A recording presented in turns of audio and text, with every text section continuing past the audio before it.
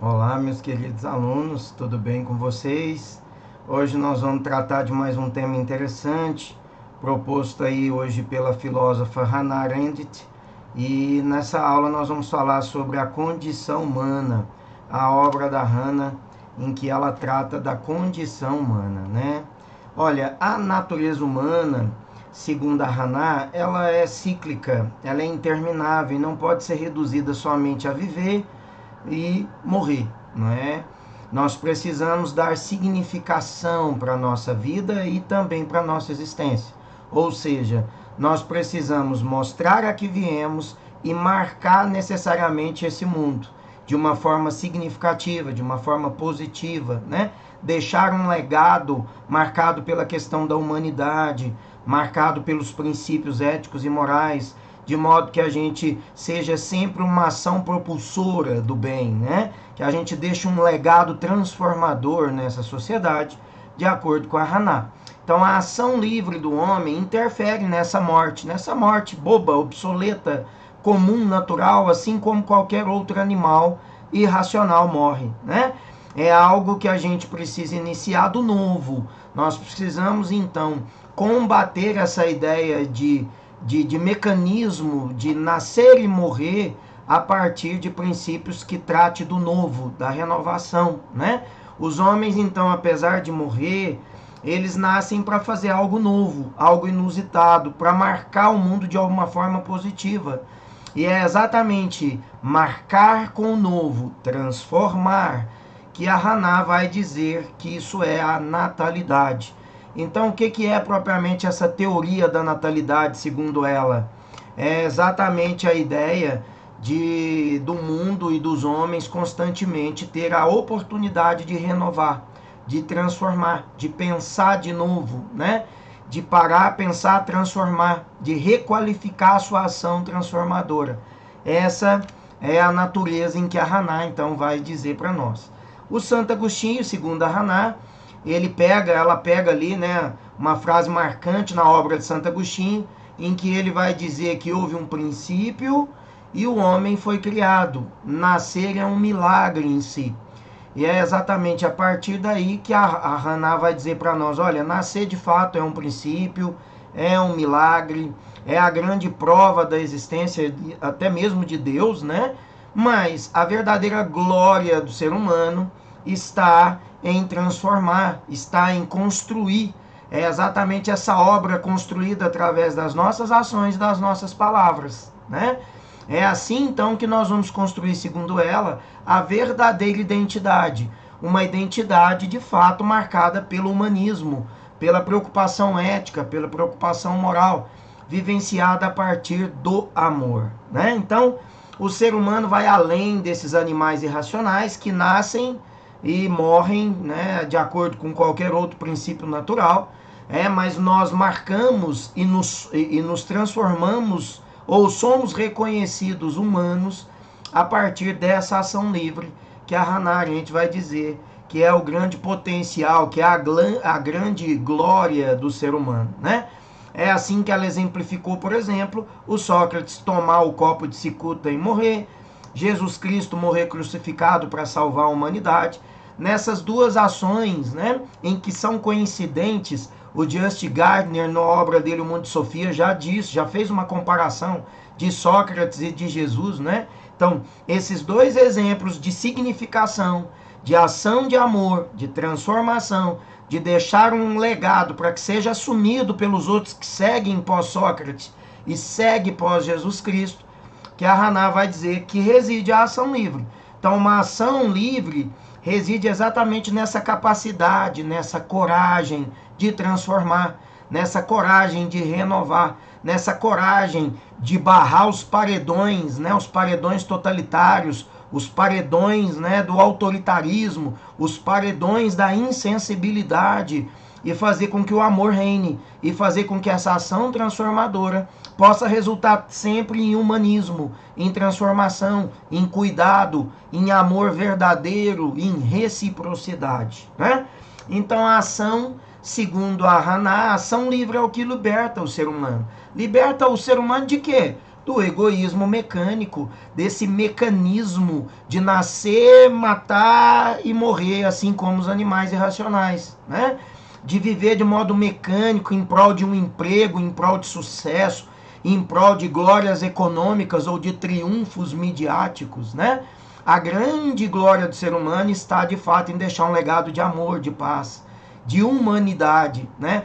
Fazer com que as pessoas, a partir das suas ações, dos seus gestos, dos seus escritos, das suas falas, das suas aulas, das suas manifestações, possam rever os seus princípios e, quem sabe, assim como fez Sócrates, assim como fez Jesus, fazer essa ação transformadora no restante da humanidade, para que a gente viva de fato uma sociedade melhor.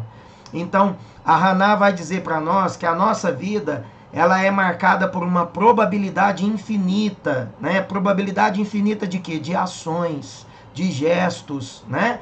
De politização, de pessoas preocupadas de fato umas com as outras, de pessoas que não se deixam levar pela mídia, pelas fake news, que não se deixam instrumentalizar pela corrente dominante econômica, a ponto de colocar, de apontar o outro como verdadeiro culpado, enquanto a gente vê os verdadeiros culpados rirem, né, da cara da humanidade, de pessoas que morrem nas ruas, de pessoas que não têm o que comer, da fome que volta a assolar também o Brasil, né? Então, quer dizer, há preocupações claras enquanto a gente vê as pessoas se distraindo com aquilo que é periférico, com aquilo que não importa, com aquilo que não reside de fato a verdadeira preocupação ética do ser humano com o outro ser humano.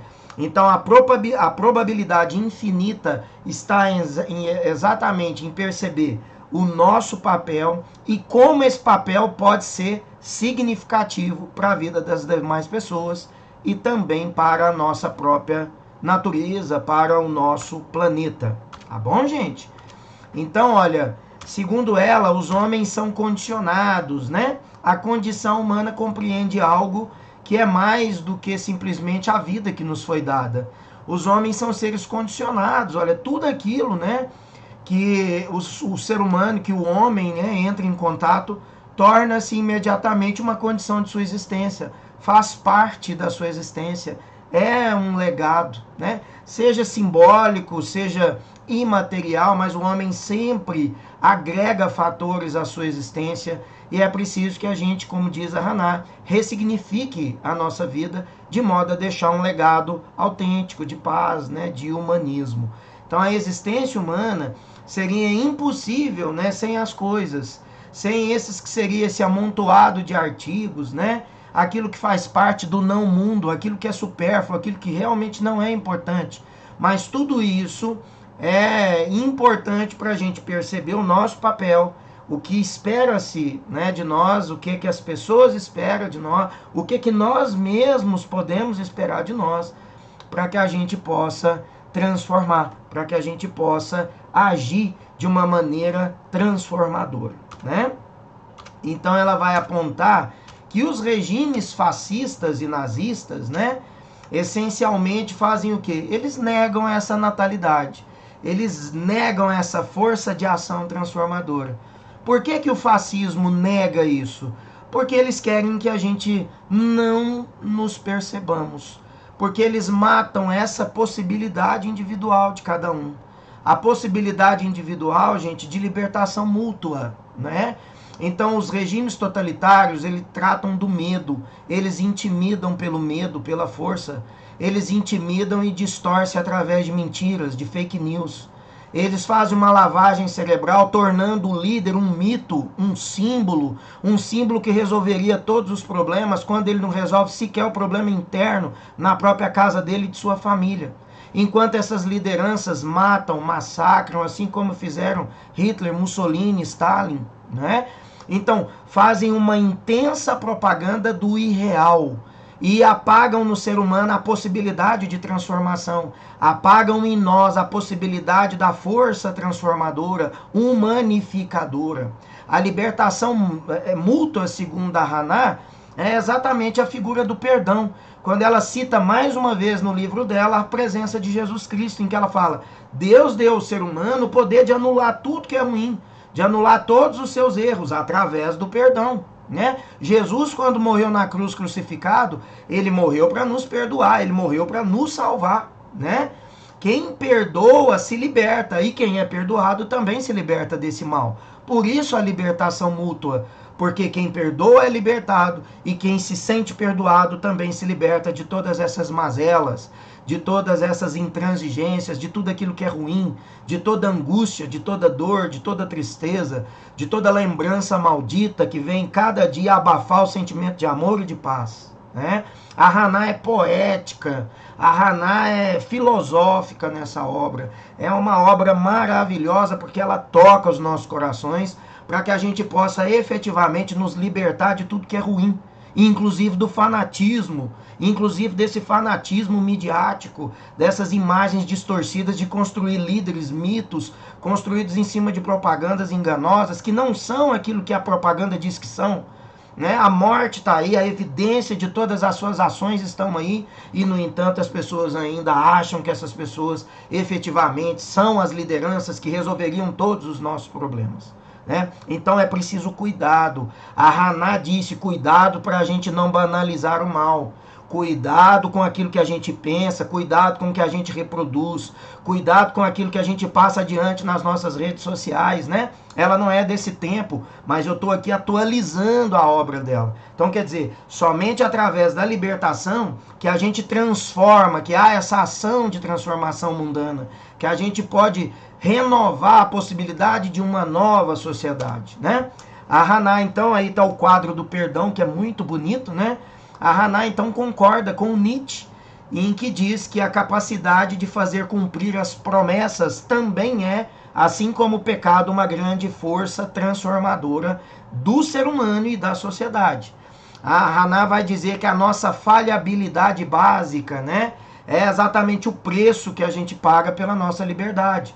Então, o ato de perdão e o ato de cumprir as promessas é o que faz com que a gente exerça essa força transformadora, que a gente tenha uma singularidade própria e não que a gente seja essa manada ditada por fake news, essa manada conduzida por um líder midiático, essa manada conduzida por um ser que vem ali tratar a gente como se fosse fantoches, desalmados, sem vida, sem amor verdadeiro uns pelos outros, que resume a nossa vida em intrigas, que resume a nossa vida em intolerâncias, que resolve ou propõe a resolução de conflitos através de violência, através de apagar a vida, de apagar o amor. E não é assim que nós vamos transformar nunca a nossa humanidade. Essa cultura de morte precisa morrer. Essa cultura de violência precisa acabar. E nós precisamos globalizar o amor. Nós precisamos, de uma maneira intransigente, globalizar a paz e o amor. Globalizar o interesse de perceber no outro também um ser humano, viver com empatia, né? Eu aqui somei Hannah Arendt também com a ideia do Nietzsche, e também eu vou somar aqui alguns desses princípios válidos que a gente vai encontrar em vários autores que vai tratar dessa questão da globalização de um sentimento ético, de uma cultura do bem e de paz, assim como também fez o filósofo Kant, né?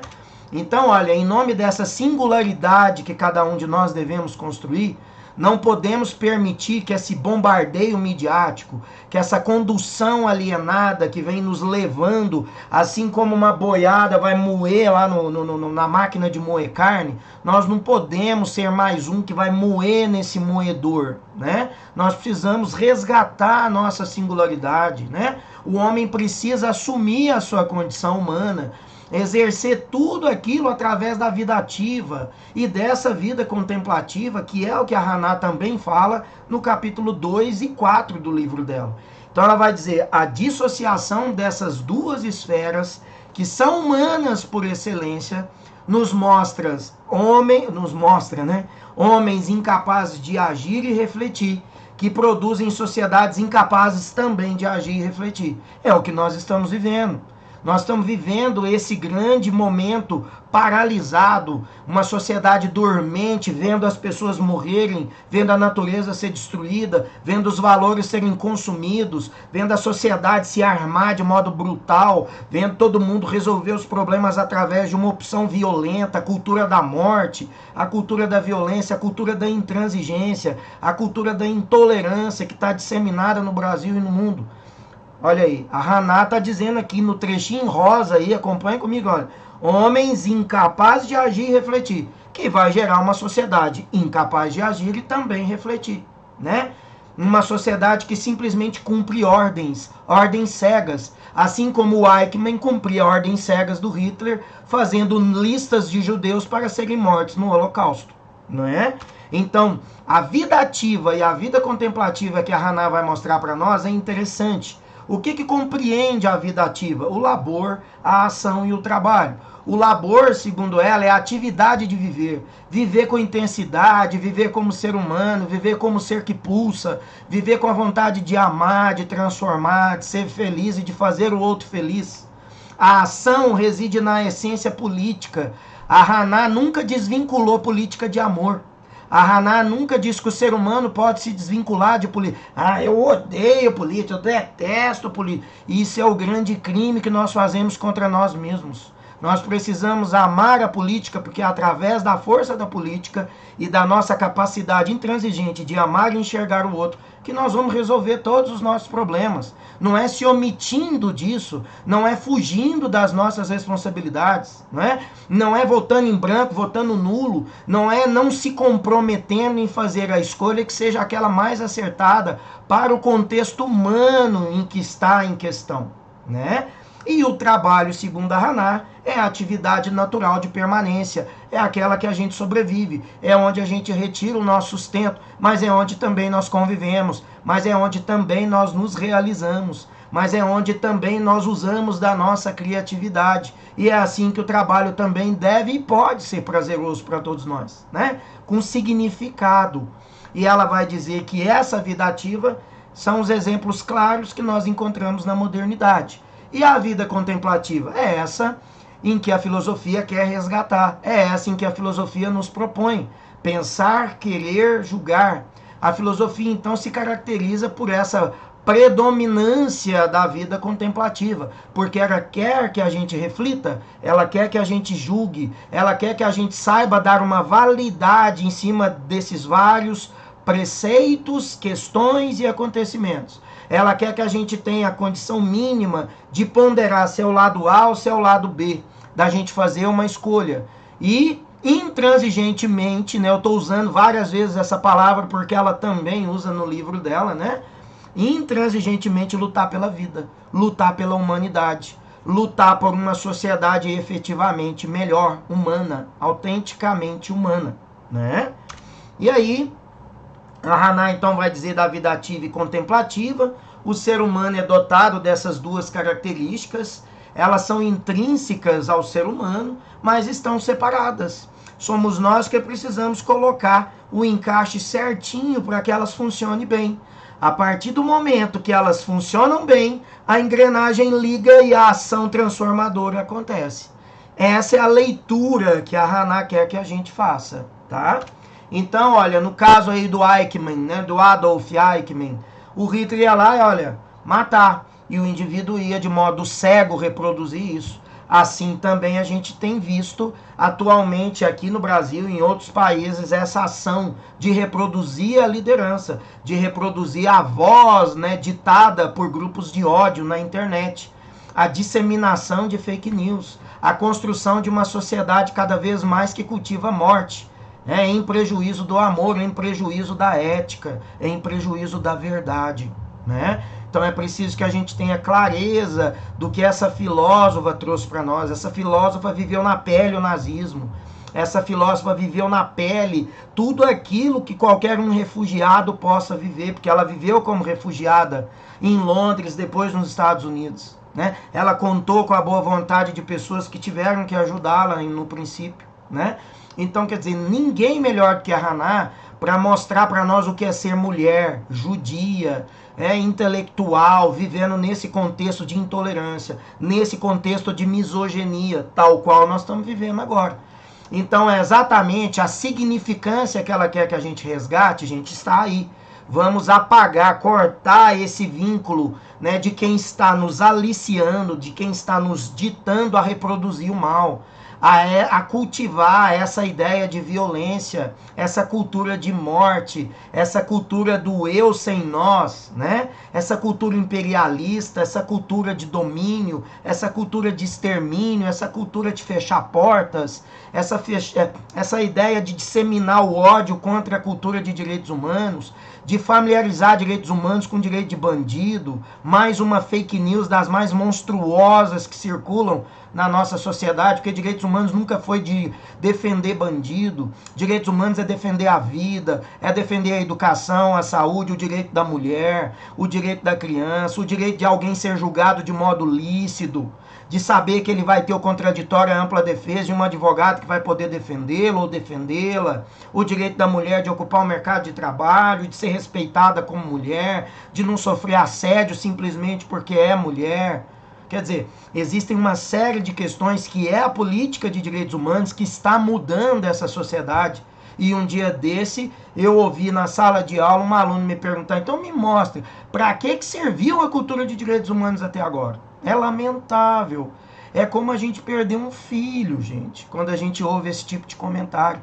Porque é exatamente por estarmos aqui falando, vivendo, cobrando, pelo direito que eu tenho de falar e de machucar o professor, alguém, é que essa política de direitos humanos chegou até onde chegou. É ela que está garantindo a nossa sobrevivência. É ela que passou por uma série de mecanismos, lutas, revoluções, que deram a nós essa possibilidade de direitos. Uma sociedade em que a gente ainda pode usar, né, o sistema judiciário, que a gente ainda conta com uma possibilidade de segurança jurídica.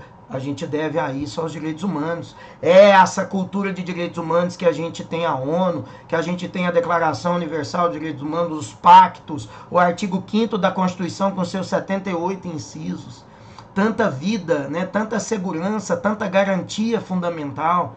Então, quer dizer, ela é importante, nós precisamos romper com esse elo de mal, com esse elo que instrumentaliza o ser humano, que dissemina tanto ódio, essa cultura de morte. Preciso cortar esse mal, né, do Eichmann, da banalidade do mal, né? E aí a banalidade do mal, né, na execução de crimes contra a humanidade, né, a gente tem aí, deve a burocratização do genocídio, implementada pela cúpula nazista, para liberar aí as pessoas de preocupações com a moral comum, quer dizer, olha, você está fazendo bem, quanto mais a gente eliminar, né? Aquilo que o nazismo e que o fascismo fez lá durante a Primeira e Segunda Guerra Mundial, nós ainda estamos vendo atualmente nas páginas dos nossos jornais. Uma sociedade que hoje mata negros, que violenta a mulher, que é intolerante com as mulheres, né? Uma sociedade que, segundo o Atlas da Violência de 2019, apresenta uma sociedade que ainda é racista, em que os negros são os principais vítimas do racismo, da violência, sobretudo armada nesse país.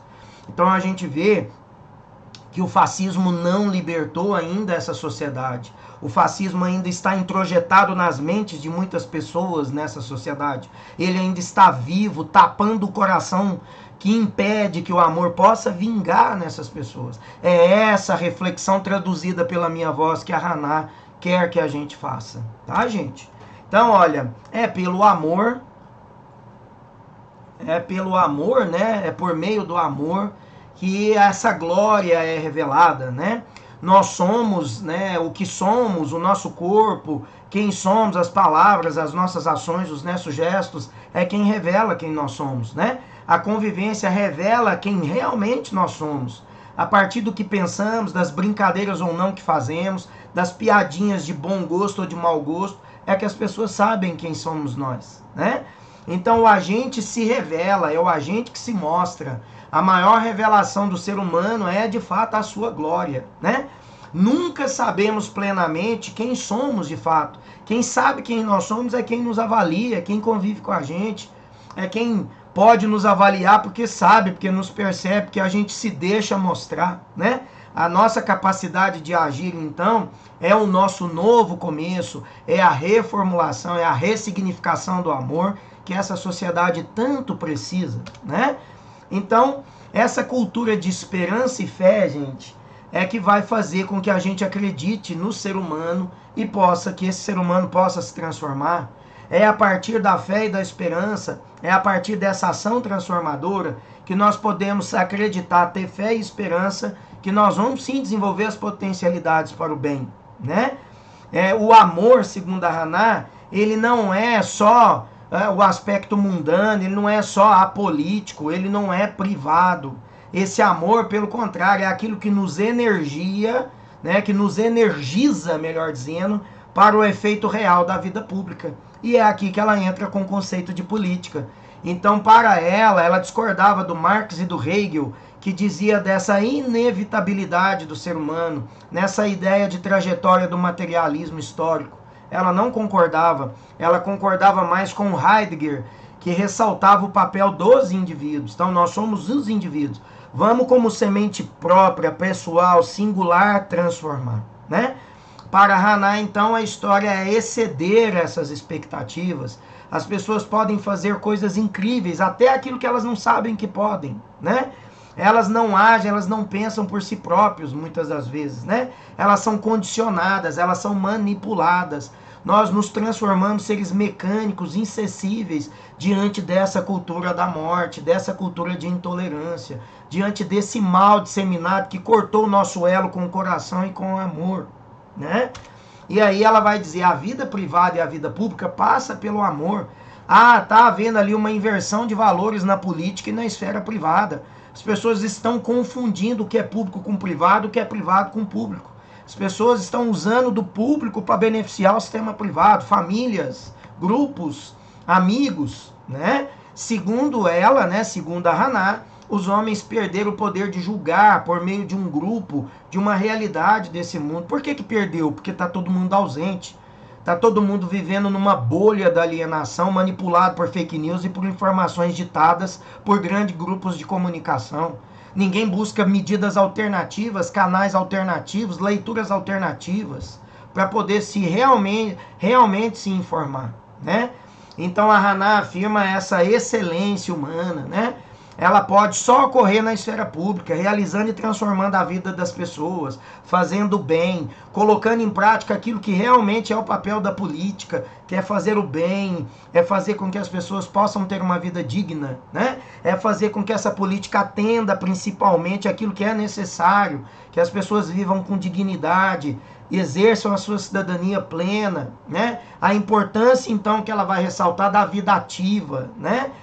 Da conjugação, então, de indivíduos, das suas pluralidades de opinião, de todos esses valores que a gente coloca em comum através da ação política, né? Essa força. Então, a vida privada, gente, a nossa singularidade, ela tem que estar a serviço do público, ela tem que estar a serviço do outro, ela tem que ser usada como transformação dessa cultura do mal que está aí matando a possibilidade desse coração transportar, vir adiante e fazer com que as pessoas se olhem, se vejam, se enxerguem, se amem, se respeitem, né?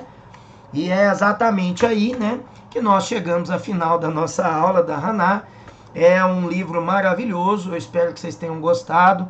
E a partir dela nós vamos propor várias discussões, tá certo? Um grande beijo, até a próxima, tá? Tudo de bom.